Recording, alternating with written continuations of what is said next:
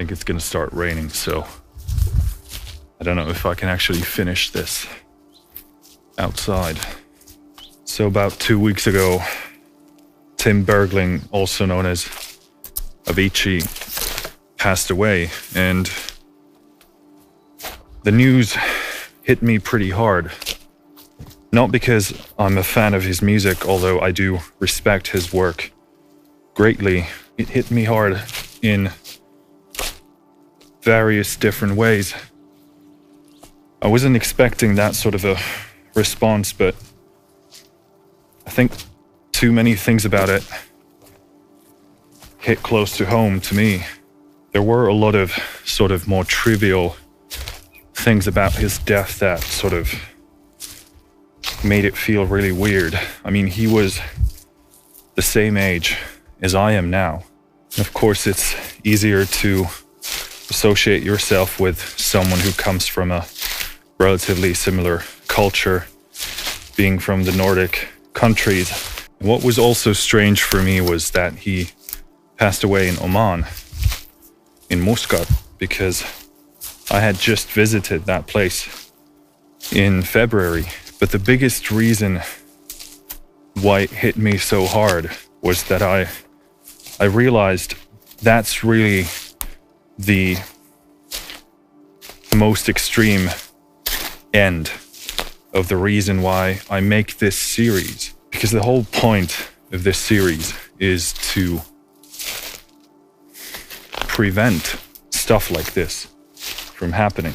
What I think every time something like this happens is that there's a pattern here. There's a pattern here that isn't addressed. No one's talking about this. I mean, we talk about it. No one's doing anything about it.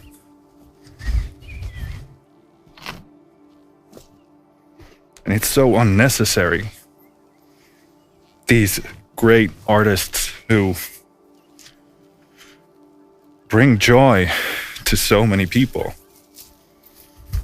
They bring so much happiness here, yet they themselves are suffering. And although I'm not successful in any way that I consider to be worthwhile describing successful, I know what that feels like. I know what it feels like to be tormented. And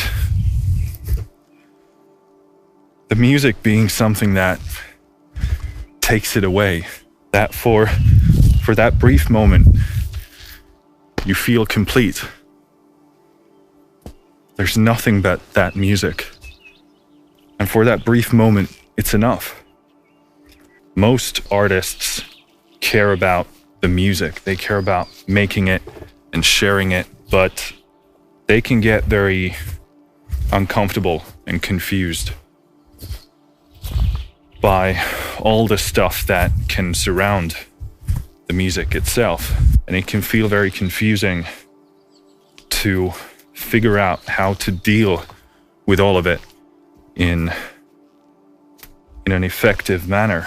You know, I agree with people like Aubrey Marcus who say that, you know, you can go really hard at one thing and become very successful at it. But if you become really successful at that one thing, but on the expense of your physical and your mental health, your relationships, all these things that are so important for a healthy, balanced life, then is it going to be worth it? And I think that question is far more difficult to answer than one might initially think. I remember a couple of years back when I saw that he was taking a break from live performances, and I was super happy to see that, because if you don't have your health, you don't have anything. Everything you do in life is built upon the idea that you can at least try and do it if you have your health. But if your health is messed up, then that chance might be taken away from you.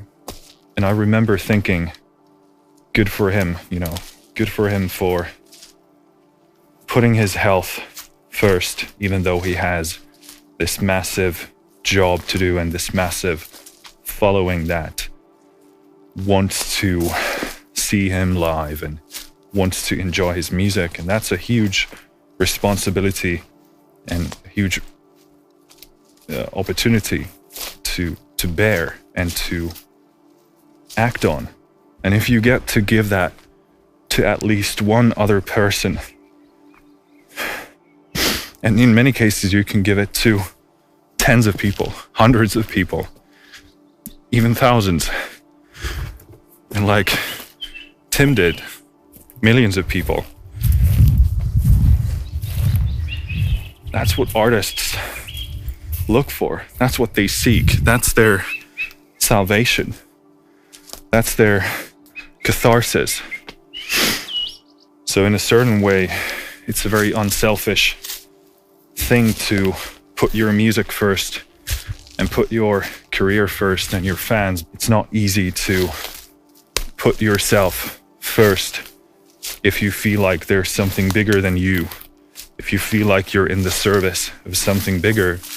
And I certainly feel that way about music. And in most cases, I've always been willing to sacrifice a part of myself in pursuit of that goal, in service of that bigger meaning, that bigger impact.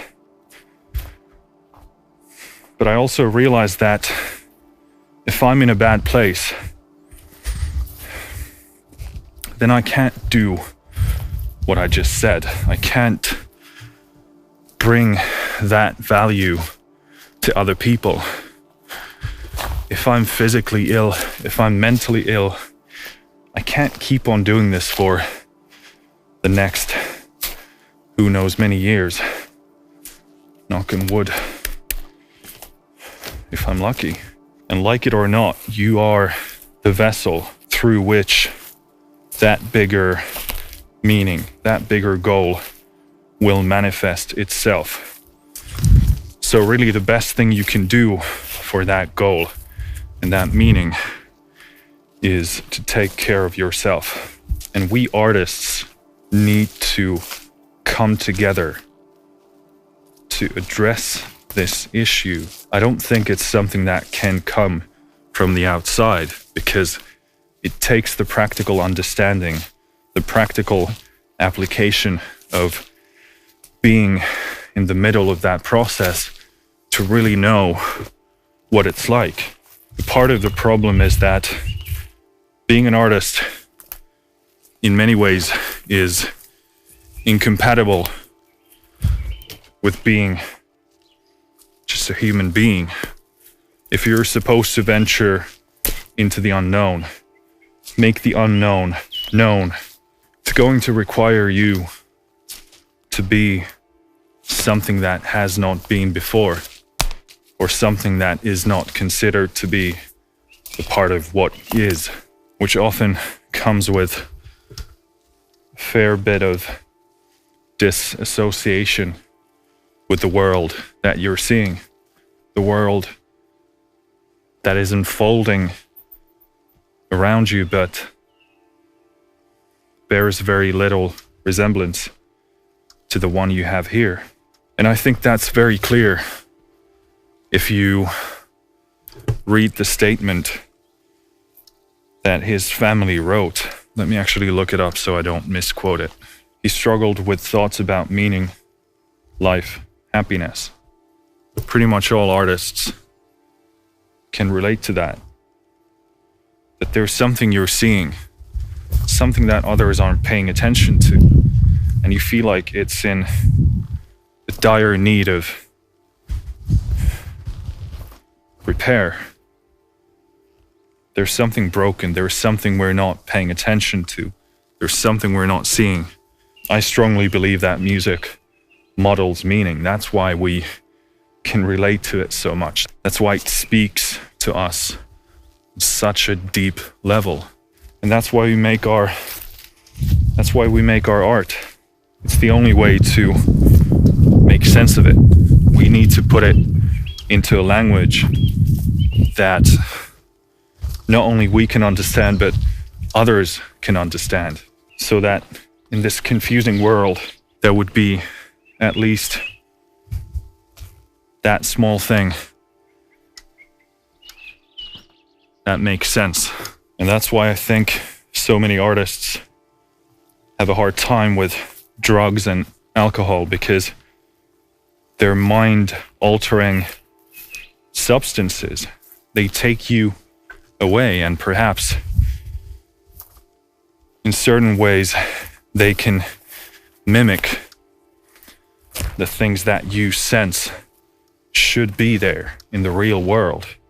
They alter your mind in such a way that you perhaps can see a glimpse of that utopia or that thing that seems to be missing. So they're not the cause of the issue. They're simply a coping mechanism that artists use so that they can manage. And although I've certainly struggled with depression and anxiety myself, luckily enough, I could see early enough that if I didn't figure out a way to address this issue, how to negotiate a deal between artistry and real life, it wasn't going to end well. It wasn't going to be pretty. It has got to be the most difficult thing that I've ever had to figure out. And I don't think I have it all figured out, but at least I'm in a position now where I can move forth without feeling like I need to sacrifice everything for it. Even with the limited experience and knowledge that I have in this early stage of my career, I can promise you that it can be done. There is a way for both of them to coexist. You don't need to suffer unnecessarily. You don't need to go too far into the darkness. There is a way out, and that's what we're trying to do here. And I hope that we don't have to lose any more great artists to realize that not only do we need to start doing something about this, but that we can do something about it. And that process has already started. Finished.